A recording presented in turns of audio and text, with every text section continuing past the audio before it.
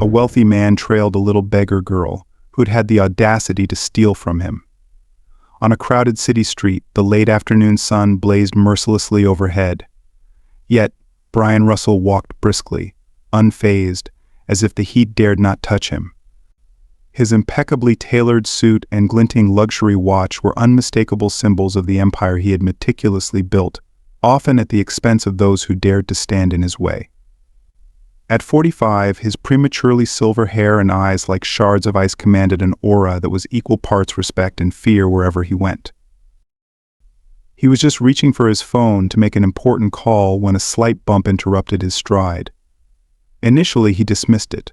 The street was bustling, after all. But as his hand brushed his suit pocket, his expression darkened. His wallet was gone. Spinning around, his movements as swift and precise as a predator's, his sharp gaze locked onto a small figure darting away through the crowd. "Stop right there, thief," he thundered, his voice cutting through the urban din like a knife. Heads turned, and pedestrians froze in curiosity and alarm. "You have no idea who you're dealing with." The girl, as quick as a startled cat, slipped further into the throng, weaving nimbly through the chaos. A child, he realized, his indignation morphing swiftly into an unrelenting fury. A child had dared to rob him. Wounded pride quickly festered into a simmering rage. Adjusting his silk tie with a trembling hand, Brian smirked, his thoughts growing darker. The police? Unnecessary. That would be far too simple. Not a chance, he growled under his breath. "You're mine now, little rat," he bellowed, surging into the chase. The street erupted in chaos as people moved aside, alarmed by the imposing man storming after the small figure. Vendors hastily pulled their wares out of the way, while the girl dashed past, toppling crates and scattering goods in her wake. Brian plowed through the debris without so much as a glance, his piercing gaze fixed on her slight form. "Run while you can," he murmured, his voice low and cold. "The farther you go, the harder your lesson will be." Years of boxing at an exclusive club had honed his endurance, and Brian pressed on with a steady, relentless rhythm. His breathing remained calm, his resolve unwavering. Each fleeting glance the girl cast over her shoulder revealed growing panic in her wide, frightened eyes. "Don't bother trying to escape," he taunted, his voice dripping with cruel satisfaction. "I could do this all day, you little street rat." The chase led them into increasingly narrow alleyways, thick with the pungent aromas of food and the relentless buzz of city life sensations Brian found thoroughly distasteful. Desperation fueled the girl's attempts to slow him down. She overturned boxes and sent trash cans tumbling into his path. But Brian, with the agility of a predator, vaulted over the obstacles with ease. "Pathetic," he sneered to himself, his cold eyes narrowing. "Your tricks are nothing but a delay." Of the inevitable sweat dampened his finely pressed shirt, but he refused to relent. The girl's pace faltered, exhaustion was creeping in. "Getting tired, are we?" he called out, his mocking voice reverberating off the narrow walls. "You won't last much longer, little thief." As they ventured deeper into the labyrinth of alleys, the vibrant city sounds began to fade, replaced by the suffocating quiet of dim, enclosed spaces. Brian could feel the trap tightening, each step drawing her closer to an inescapable end. "She's cornered," he thought, satisfaction curling his lips as the girl hesitated at a fork in the path. Her movements, once swift and graceful, were now clumsy, her panic palpable. Brian's pace remained deliberate, savoring the power he held over her. "Look at her," he mused, his grin darkening. "Quaking like a trapped animal. No one takes from Brian Russell and gets away with it."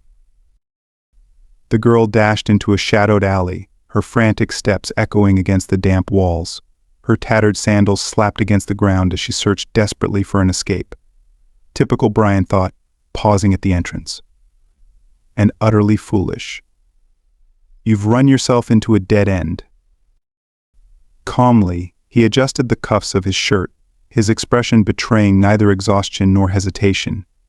His gaze pierced the shadows ahead, his voice a menacing murmur. "Let's see how long you'll last in the dark, little thief. After today, you'll regret the moment you crossed me." Brian Russell entered the alley with deliberate, measured steps, his polished shoes echoing ominously against the cracked pavement. The narrow passage was cloaked in dim light, faint rays filtering through the gaps between the buildings, casting jagged shadows on the damp walls. The stench of rotting garbage and mildew hung thick in the air, but it didn't faze him. To Brian, it was merely the backdrop for his twisted pursuit of retribution. "I can hear you breathing. Little thief," he called out, his voice slicing through the suffocating silence like a blade.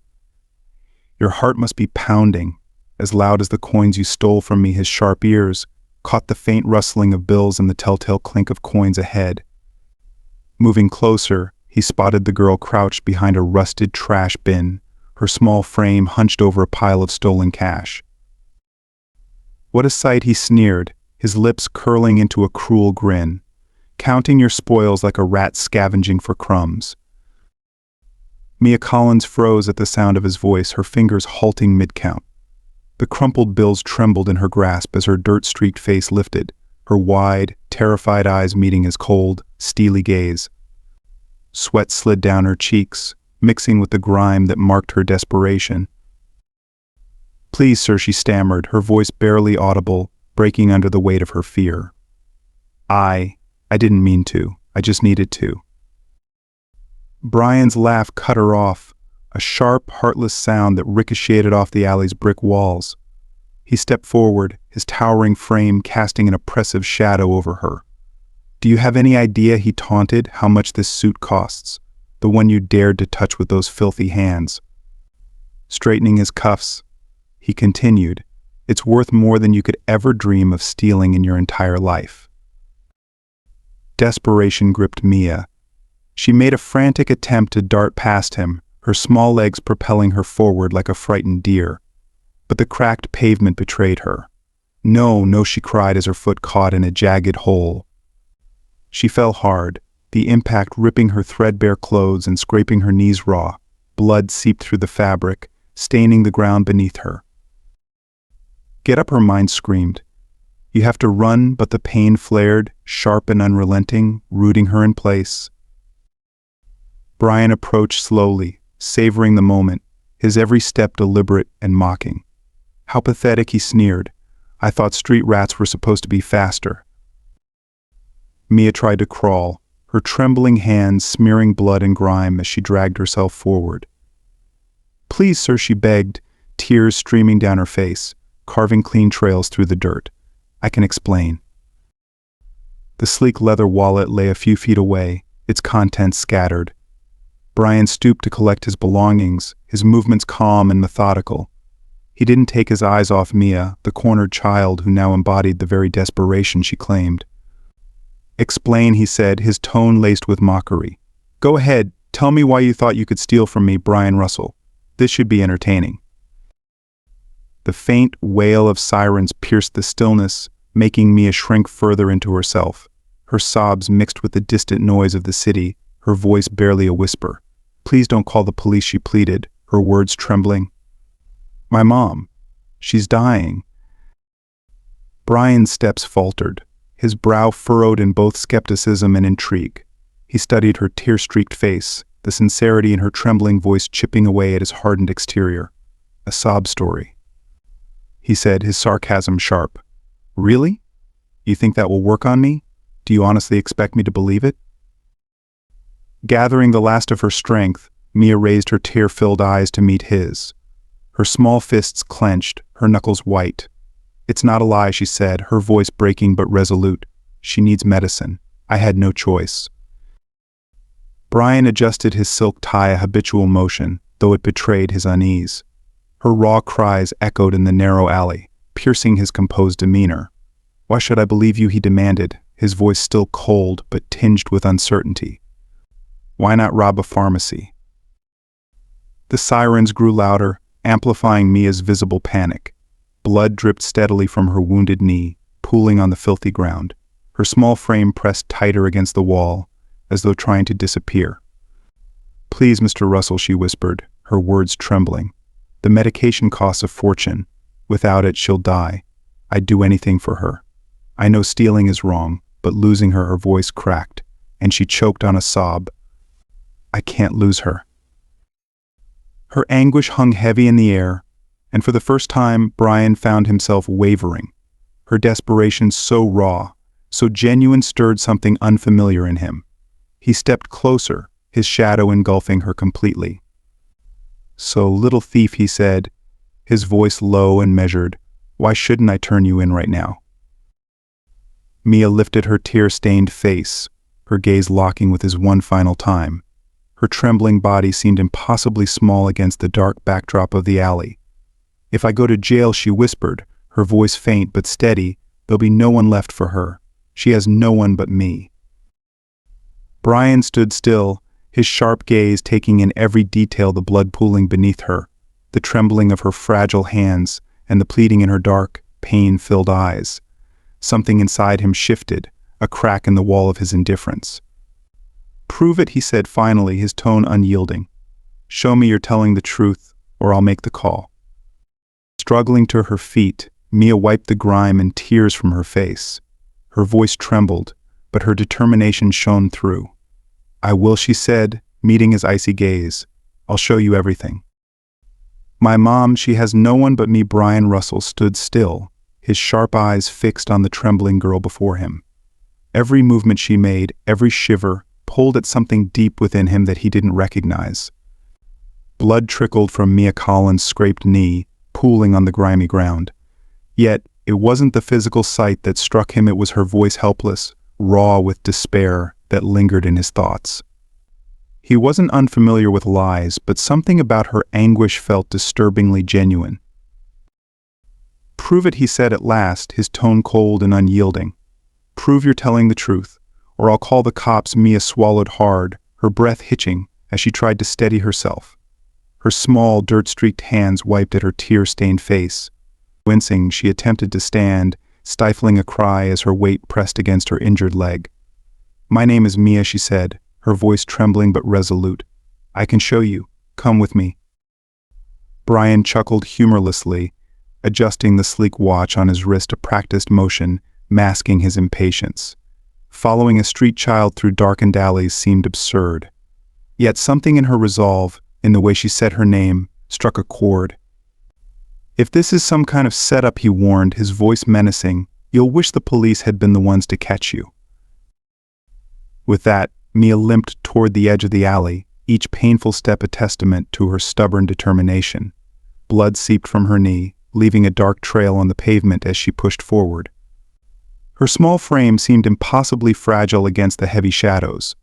"It's not far," she muttered, half to herself. "Hang on, Mom, I'm coming back." As they ventured deeper into the neighborhood, the surroundings grew progressively more dilapidated. Crumbling buildings with shattered windows lined littered sidewalks. Brian scanned the scene with a rising unease. His tailored suit and polished shoes felt like glaring symbols of a world far removed from the one unfolding before him. "Where exactly are we going?" he asked, his voice tinged with irritation and an undercurrent of concern. "This doesn't look like the kind of place where you'd find expensive medicine." Mia stopped in front of a small, dimly lit pharmacy. Through the dusty glass windows, sparse shelves barely held an assortment of goods. Her hands trembled as she pointed. "In there," she whispered. "That's where it is. The meds, they're so expensive. She needs 3 boxes every month, and I couldn't." Her voice faltered, her courage waning. The shop was as bleak inside as its exterior suggested, its dim lighting casting long shadows across mismatched shelves coated in dust. A weary pharmacist glanced up at Mia, his gaze narrowing at her torn clothes and scraped knee. "My mom's medicine," she began, her voice breaking. 3 boxes of the—" "I'll take care of it," Brian interrupted, already pulling out his wallet. He flipped through a thick stack of crisp bills, catching the wide-eyed look of the pharmacist. Mia stood silently beside him, her small fingers clutching the frayed hem of her shirt. You're paying for my mom's medicine?" she asked, her voice trembling with disbelief. Her tear-filled eyes radiated gratitude. Brian didn't answer her directly. "How much per box?" he asked flatly, his tone clipped. The pharmacist, clearly impressed by the well-dressed man, stammered out the price. Without hesitation, Brian counted out the payment and handed it over. "How long has she been sick?" he asked, his gaze drifting toward the counter to avoid meeting Mia's eyes. She hesitated, watching the pharmacist gather the medicine. 3 months, she murmured. Her voice was barely audible, heavy with exhaustion and sorrow. At first we managed. But then her words broke, and she wiped away a tear with the back of her hand. Insurance won't cover it. Each box costs more than a month's rent. Brian's face remained impassive as he slipped the change into his pocket, but inside a strange discomfort churned. He couldn't shake the way Mia's haunted eyes followed his every move, as if bracing for him to withdraw his help at any moment. "Where to now?" he asked, his tone softer but still firm. "And don't try anything stupid," he added, his authoritative demeanor returning. Clutching the bag of medicine tightly to her chest, Mia gestured toward the street. "It's close by," she said hurriedly, her urgency palpable. "Mom needs it right away. She wasn't doing well when I left." The short walk to Mia's home felt heavy, each step weighted by an unspoken tension. The building loomed in the distance, its decaying structure a stark reminder of lives worn thin by hardship. The walls, once vibrant, now bore the marks of neglect and time. Mia's gaze darted anxiously as they neared. "This is it," she murmured. Her hands trembled as she pushed open the broken door. "Please don't judge what you see inside." The interior was even more dismal than Brian expected. The small, cramped space was overwhelmed with worn furniture, piles of clutter, and a pervasive scent of mildew mixed with something more troubling. The atmosphere carried an unmistakable weight of sickness and despair. "Where's your mom?" he asked, his voice softening under the oppressive quiet. Mia limped deeper into the house, her desperation mounting. "Mom," she called out, her voice quivering with fear. "Mom, please answer me." The dim light filtering through a cracked window revealed a sight that stopped both of them in their tracks. Melissa Collins lay motionless on the floor, her dark hair spread across the worn carpet. Her skin was pallid, her lips tinged a faint purple. "No, no, no," Mia screamed, rushing forward as the bag of medicine fell from her trembling hands. Mia Collins dropped to her knees beside her mother, her own pain forgotten in the overwhelming wave of fear and desperation. "Mom, please wake up. Wake up," she cried, her trembling voice echoing in the small, dark room. Brian Russell stood frozen in the doorway, his imposing figure overshadowed by the scene before him. For the first time in years, the confident businessman felt utterly lost, unsure of what to do. The sight of Mia's raw panic and the fragile, lifeless form of Melissa Collins on the floor began to erode the hardened indifference he had built over decades. Does she need help?" he managed to ask, his usual commanding voice now rough and uncertain. Mia sobbed uncontrollably, her thin shoulders shaking as she clung to her mother. Tears streamed down her dirty face, falling onto Melissa's pale, unmoving one. Her small hands desperately sought any sign of life. "Please," she pleaded, her voice breaking with sorrow. "Don't leave me, Mommy. I got the medicine. I'm here." A faint siren pierced the silence, causing Brian to flinch. His gaze shifted between the woman lying on the floor and the heartbroken girl beside her. For the first time, the weight of his own choices pressed heavily on him, a burden he hadn't realized he carried. "If only I had listened sooner," he thought bitterly. "If only I hadn't wasted so much time on anger and revenge." Snapping out of his paralysis, Brian knelt beside Melissa and pressed his fingers to her neck, searching for a pulse. His hands trembled as he felt for any sign of life. In the oppressive stillness of the room, time seemed suspended, the 3 lives hanging by a fragile thread. "There's still time," he whispered to himself, pulling out his phone with unsteady hands. "There has to be." Dialing 911, his voice carried an urgency he hadn't felt in years. "I need an ambulance immediately," he told the operator, his tone stripped of its usual coldness. "There's an unconscious woman, barely breathing. Please send help." Minutes later, though it felt like an eternity, the sound of sirens filled the narrow street. Brian rushed outside, waving down the ambulance, his polished shoes sinking into the muddy ground.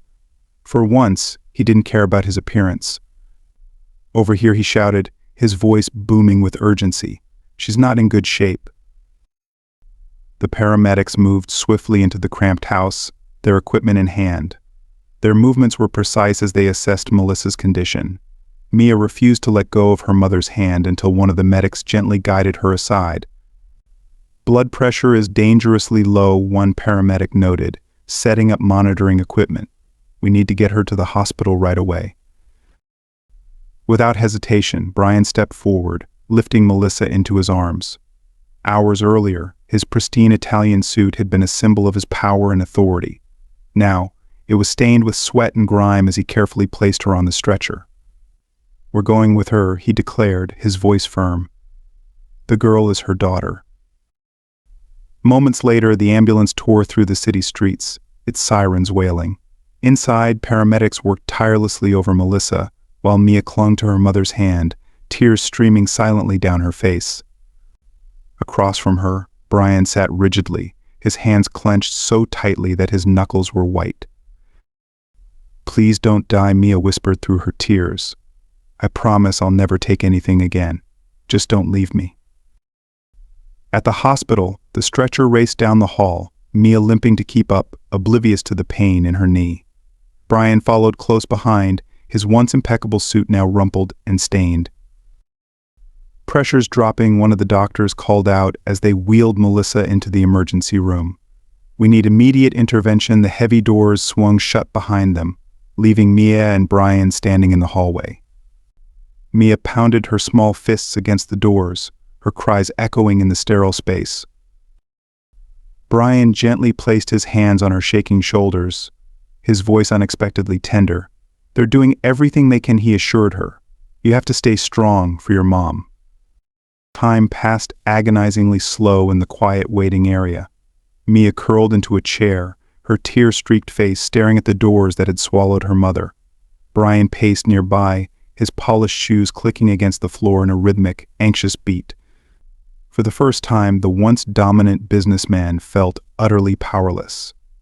"If she doesn't make it," he thought, running a hand through his graying hair, "how will I ever live with myself?" A nurse approached with a first aid kit, insisting on treating Mia's knee. Mia barely noticed the sting of antiseptic as the nurse cleaned the wound. Her mind remained with her mother. Brian watched, guilt gnawing at him as he took in the girl's injuries, a stark reminder of the chase that had brought them here. "I should have trusted her," he thought, the realization heavy. How much time did I waste, blinded by pride and anger? The creak of the doors jarred them from their thoughts. A doctor stepped into the corridor, his expression grave as he approached. Mia Collins leapt to her feet, her slight frame trembling under the weight of her fears. She almost stumbled but found her footing just as Brian Russell moved instinctively beside her, positioning himself as if to shield her from the news. "How is she?" they asked simultaneously, their voices tinged with desperation. The doctor's gaze flickered between the disheveled man and the frightened girl. The odd pairing registered briefly in his mind before he refocused, his tone professional yet heavy with caution. "We've stabilized her," he began, each word carefully measured, "but her condition remains critical." Mia clutched Brian's coat tightly, her legs quaking beneath her. Without hesitation, Brian placed a reassuring hand on her shoulder, steadying her. The doctor continued, explaining Samantha's condition in medical jargon that seemed incomprehensible to Mia. "Please," she whispered, her voice barely audible, "just tell me, will she make it?" The doctor paused, a tense silence filling the space. His hesitation made Brian's chest tighten as he felt Mia trembling beneath his hand. "The next few hours will be critical," the doctor finally replied, his words careful yet firm. "We're doing everything we can." Mia's eyes never left the flurry of nurses and doctors who moved purposefully in and out of the room, carrying equipment and supplies. She refused to sit, her gaze following every shadow and movement. Brian loosened his tie, no longer caring about his once pristine appearance. "How much is it to move her to a private room?" he asked abruptly. "The best one you have." The doctor hesitated, his glance darting between them. He began detailing the cost, his tone serious. The numbers made Mia feel faint, but Brian only nodded, already pulling out his phone. "Do whatever needs to be done," he commanded, his voice steely. "Money is not an issue." The hours blurred into a cacophony of beeping machines and urgent footsteps. Mia stood numbly, her eyes wide with worry, while Brian worked the phone, using every connection and resource to secure the best care for Melissa. "She has to pull through," he muttered under his breath, more to himself than anyone else. "I can't have this on my conscience." Finally, the lead doctor returned, his exhaustion visible after hours of intense effort. Mia approached him almost mechanically, barely aware of her steps. Brian stood by her side, his hand instinctively finding hers. "Please," she pleaded softly, her voice fragile. "Tell me she'll be okay." The doctor adjusted his glasses, his gaze settling on Mia with a compassion that made Brian's throat tighten. "We've managed to stabilize her," he said, carefully choosing his words. "But I must be honest with you, the delay in treatment has caused severe complications." Mia's small hand gripped Brian's more tightly, her knuckles white. The doctor explained the seriousness of Melissa's condition: organ damage, mounting complications, and lowered odds of recovery. Each word hit Brian like a hammer, each syllable a stark reminder of the precious time lost during his misguided pursuit. Mia's quiet sobs and his own overwhelming guilt filled the silent space. A sudden commotion in the hallway shattered the moment. A police officer strode in, his boots clicking against the polished hospital floor. Brian noticed him first, a chill running through him as the officer's stern gaze settled on Mia.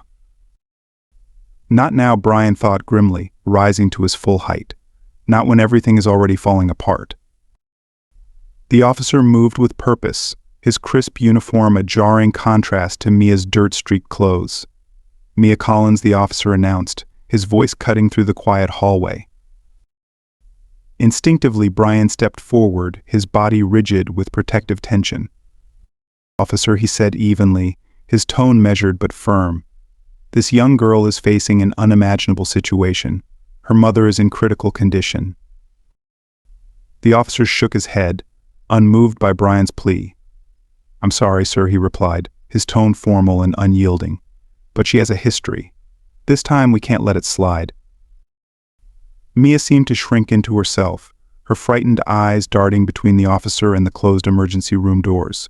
The tears she had been holding back began to fall, streaking her grimy cheeks. "Please," she begged, her voice shaking. "My mom, she needs me here." Brian tried everything, offering bail, promising to take responsibility for Mia, but each attempt was met with the officer's procedural detachment. "I can't ignore the law," the officer said, reaching for his handcuffs. "Not even for someone like you." The metallic sound of the handcuffs unlocking startled Mia into action. She jumped to her feet, her small hands gripping Brian's arm with surprising strength. "Don't let them take me," she cried, her voice cracking under the weight of her fear. "I need to know she's okay. My mom, please." The hallway erupted into chaos. Mia's pleas reverberated through the sterile walls as she struggled against the officer's grip. Tears streamed down her face, her cries echoing with the desperation that made Brian's heart ache. The distant sound of an alarm from Melissa's room pierced the air, adding to the turmoil. Mia froze, her face pale as she screamed, "Mom," and fought harder to break free. Brian's hands clenched into fists as he stood caught between protecting Mia and the chaos unraveling before him. Brian Russell's voice thundered through the corridor, startling everyone within earshot. "She's just a terrified kid," he roared, his words laced with frustration and anger. Nearby nurses and patients turned their heads, drawn by the intensity of his plea. "Where is your compassion?" Before the officer could respond, a piercing sound shattered the air. A monitor alarm blared from the emergency room. The doors flew open, and a medical team rushed past, shouting, "Emergency!" Mia Collins's face drained of color as she recognized the room number. "Mom," she screamed, her voice raw with desperation. She thrashed against the officer's grip, fighting to break free. "No, please let me go. She needs me." Brian's chest tightened as he watched her struggle, her cries cutting through him like a knife. The officer's grip didn't falter, though a flicker of hesitation passed across his face. Medical staff hurried toward Melissa's room, wheeling carts and shouting urgent instructions. The scene unfolded in chaos, but Brian's focus was split. His eyes darted between the emergency room and Mia being dragged toward the exit. Her voice, frantic and heart-wrenching, echoed through the hallway. "Is this really your duty?" Brian snapped at the officer, bitterness seeping into his tone. Cuffing a child while her mother's dying, his words hung in the air, heavy with accusation. Mia's small wrists looked suffocated in the oversized handcuffs. Her scraped knees and tear-streaked face bore the marks of her desperation. Brian took a step forward, his voice softening. "Wait, please," he implored. "Just let her stay until we know more about her mother." His plea was drowned out by the sharp sound of another alarm from the emergency room. A doctor emerged, shouting orders to stabilize Melissa. The fragments of their conversation reached Mia's ears: cardiac arrest, unstable, risk of death. Her struggles intensified, her voice rising to a scream. "No," she cried, her voice filled with raw determination. "Let me stay with her, please." Brian stood helpless, his heart sinking as Mia was dragged farther away. At the same time, Melissa's stretcher rushed toward an ambulance, its monitors beeping urgently as doctors barked instructions. "What have I done?" Brian thought, guilt wrapping around him like a vice. If only I had trusted her sooner. The final image of Mia, her tear-streaked face pressed against the window of the police car, burned itself into his memory. Her hands were bound as she watched the ambulance carrying her mother speed off in the opposite direction. The sirens faded into the distance, mingling with the sound of Mia's sobs. Brian clenched his fists, his voice breaking as he muttered, "I'll make this right, even if it's the last thing I do." The private hospital's sterile brightness contrasted sharply with the chaos of the public ER. Polished floors and quiet hallways replaced the cacophony, but the weight of uncertainty lingered just as heavily. Brian stood outside the ICU, his eyes fixed on Melissa's fragile form behind the glass. The monitors beeped erratically, each sound echoing the frantic rhythm of his own heart. "I can't let her die," he murmured to himself, running a hand through his graying hair. Not after tearing her away from her daughter. Time stretched unbearably as doctors and nurses moved in and out of the room, their expressions grim. Brian's once crisp suit was now wrinkled and stained, his tie discarded somewhere along the way. Exhaustion etched lines deep into his face. His phone buzzed incessantly, calls from his office flooding in, but he ignored them all. Contracts, he scoffed bitterly, declining yet another call. What good are deals when a life hangs in the balance? A lead doctor approached, clutching a stack of results. His hesitant steps and furrowed brow hinted at the gravity of the situation. Brian felt a pit forming in his stomach as the doctor began to speak, his words slow and deliberate. "We're running out of options," the doctor admitted, his tone heavy with the burden of responsibility. Brian cut him off, his voice sharp. "We need someone who can turn this around. Who's the top specialist in the country for this?" Without waiting for a reply, he began dialing numbers, his hands trembling. He made calls he never imagined he'd have to make, using every ounce of influence and resource at his disposal. "I don't care what it costs," he repeated firmly, time and again. "Get them here now." As the hours dragged on, Brian's gaze rarely left Melissa's pale, unmoving form. Each irregular beep of the monitors drilled into him the fragility of the moment. He paced the pristine floor, his polished shoes scuffing against the tiles, a far cry from his usual composed demeanor. For the first time, the immense wealth and power he'd amassed felt utterly hollow. "What's the point of all this?" he thought, his frustration mounting, "if I can't even save a life?" The arrival of the specialist stirred a ripple of hope. The doctor, known for his brilliance, was greeted with reverence and urgency by the hospital staff. As he reviewed Melissa's case, his expression remained focused, though hints of concern flickered in his eyes. Brian stood by the ICU door, his eyes darting between the specialist and Melissa. Each test, each piece of data, felt like an eternity. "She has to pull through," he whispered, his voice cracking. "I have to bring good news to Mia."